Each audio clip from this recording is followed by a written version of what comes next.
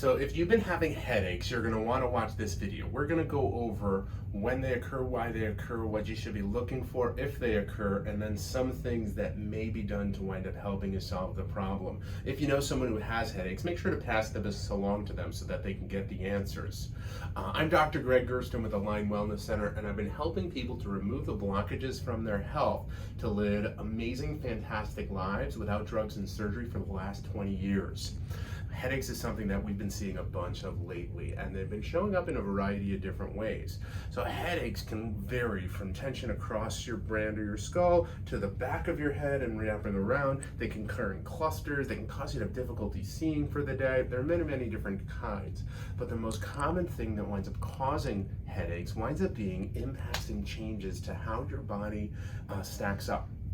You see, our brain is designed to tell every tissue, organ, and gland in our body what to do. It does that by sending energy down our spine, out the nerves to those organs. Now, through life, we experience stresses, some that are sudden, but then some that happen over time. And they cause shifts to individual bones, regions, or the entire spine. Now, those shifts cut off the nerves and make our body wind up trying to let us know when problems happen. And the way that our body lets us know is by giving us symptoms.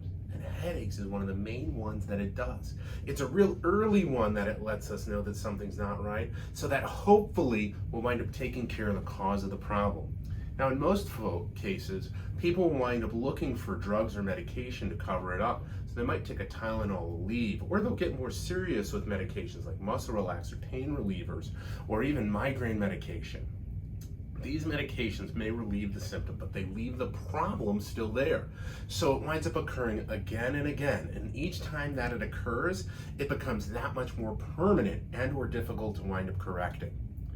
What should you be looking for if you've had a history of headaches or migraines to figure it out and make sure that you no longer have it?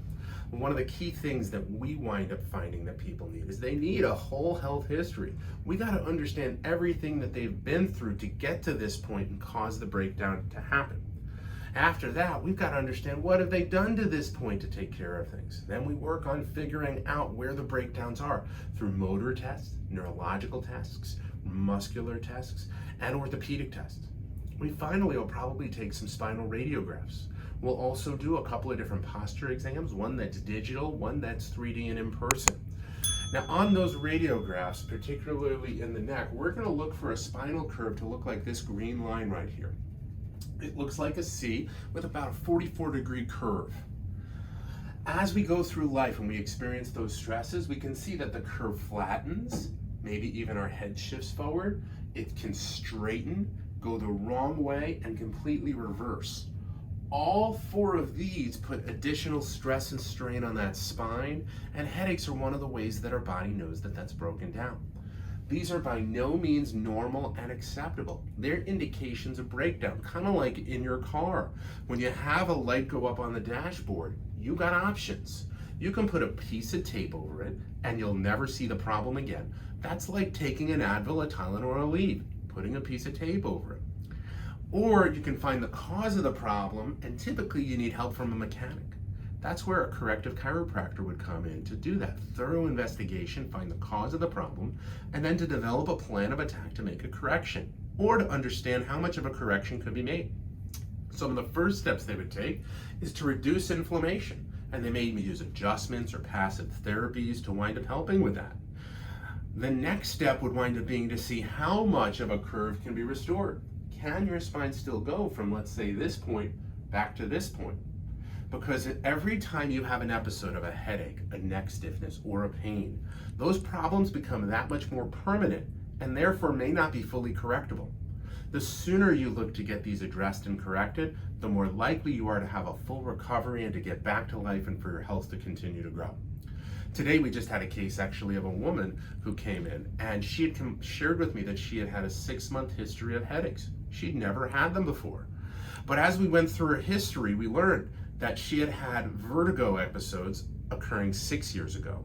And before that, she had difficulty with energy and metabolism, that she had gone to a medical doctor that put her on a natural plan to manage her hormones. So she had had changes and problems with her cervical spine and neck for at least 15 years. but nobody had ever looked at the structures of her spine. Now her spine looks like this, and we're going to have to go over and explain to her that a correction needs to occur here so that those nerves that wind up talking to the thyroid and your hormone producing areas, as well as control your headache and help for balance and dizziness, wind up coming out of that area. And if we don't correct that, you'll still continue to have headaches and those other symptoms until we get it corrected. If you or someone you know has been going through problems with headaches and you think that they need this information, please feel free to share this. If you like this video, go ahead and hit the subscribe button. We're constantly creating information like this and videos like this to help you make sure that you can support your health and your life the best. Once again, I'm Dr. Gregg Gerstin. I want to thank you for letting me be a part of your health. And if you have any questions, feel free to write them down in the comments. See you later.